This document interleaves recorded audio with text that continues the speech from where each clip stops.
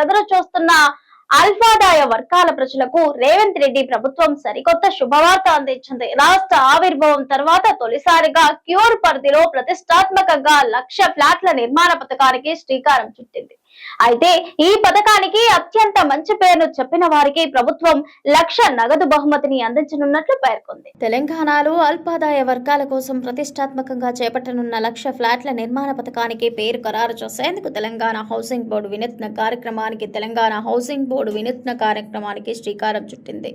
ఈ పథకానికి ప్రజల నుంచే పేర్లను ఆహ్వానిస్తూ ఉత్తమమైన పేరును సూచించిన వారికి 1,00,000 నగదు బహుమతిని ప్రకటించింది.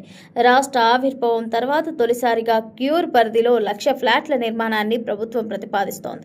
సీఎం రేవంత్ రెడ్డి నాయకత్వంలో అమలు కానున్న ఈ ప్రాజెక్టుకు ప్రజల భాగస్వామ్యాన్ని పెంచేందుకు హౌసింగ్ బోర్డు ఈ ప్రత్యేక పోటీని నిర్వహిస్తోంది. Housing board vice chairman VP Gautam వెల్లడించిన వివరాల ప్రకారం ఈ నెల 28వ తేదీ వరకు సోషల్ మీడియా వేదికగా పేర్ల సూచనలను స్వీకరిస్తారు. ప్రజల నుంచి వచ్చిన ప్రతిపాదనల్లో ఉత్తమమైన పేరును ఎంపిక చేసి ఆ పేరును సూచించిన వ్యక్తికి 1,00,000 బహుమతిని అందజేస్తారు.